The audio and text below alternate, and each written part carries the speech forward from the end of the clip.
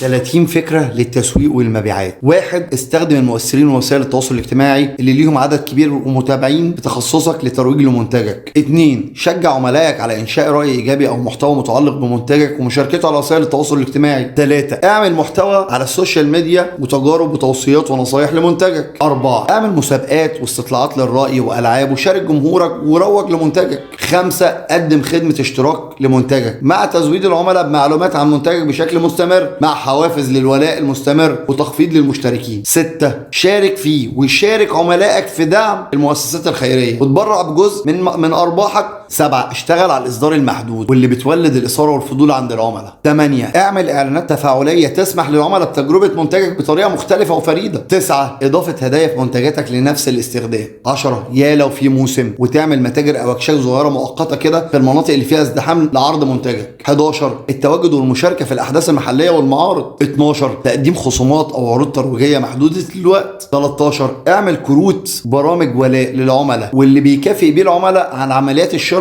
المتكررة. 14. الاعلانات التقليدية المحلية واعلانات الشوارع والوسائط الاجتماعية. 15. يا سيدي الزق QR كود على منتجاتك المختلفة واحد منهم يكسب هدايا. 16. احرص وشجع عملائك على ترك مراجعات لمنتجك على مواقع وصفحات السوشيال ميديا. 17. سجل بيانات عملائك وراسلهم بكل ما هو جديد. 18. سجل اسم العميل وقدم تخفيضات للي هيشتري من خلال اسمه. 19. استخدم اسلوب الالفات من خلال السوشيال ميديا من خلال مفاجأة او خبر جديد او معلومات صادمة. 20. قدم خدمة عملاء مميزة واهتم بتطوير المنتج وتقديمه بشكل اكبر فايدة للعملاء. 21. دايما طور كتالوج المنتجات بتاعك. 22. استخدم مجموعة من العملاء بالاتفاق بالتحدث عن منتجك وخدماتك وجودتها. 23. ارتبط بعملائك من خلال سرد قصص او ذكريات او مشاعر وبناء علاقة عاطفية مع العملاء المحتملين. 24. شوف مين من المنتجات التانية اللي ممكن تعمل معاهم شراكة اعلانية بعروض الترويج المتبادل. 25. حاول تكون موجود في رعاية البودكاست والفيديوهات والصفحات اللي بتحتوي على جمهور متناسب مع اهتماماتك. 26. اشتري رسائل نصية قصيرة تستهدف النطاق الجغرافي اللي انت فيه من على موقع من على الانترنت. 27. ارسل رسائل بريد الكتروني تفاعلية تسمح للعملاء بالتفاعل مع منتجاتك مباشرة من خلال البريد الالكتروني. 28. قدم نصايح واستشارات لمساعدة عملائك في الحصول على المنتج المثالي واللي بيلبي احتياجاتهم. 29. استخدم عروض اللايف من خلال صفحات السوشيال ميديا والتفاعل والعروض الوقتية لمنتجاتك. 30. عندك 10 منتجات فيهم واحد مكسبه ضعيف وعليه سحب كتير وبيستخدم مع منتجات تانية، اخسر فيه وخلي الانطباع عنك ان حاجاتك سعرها رخيص وعوض المكسب في باقي المنتجات.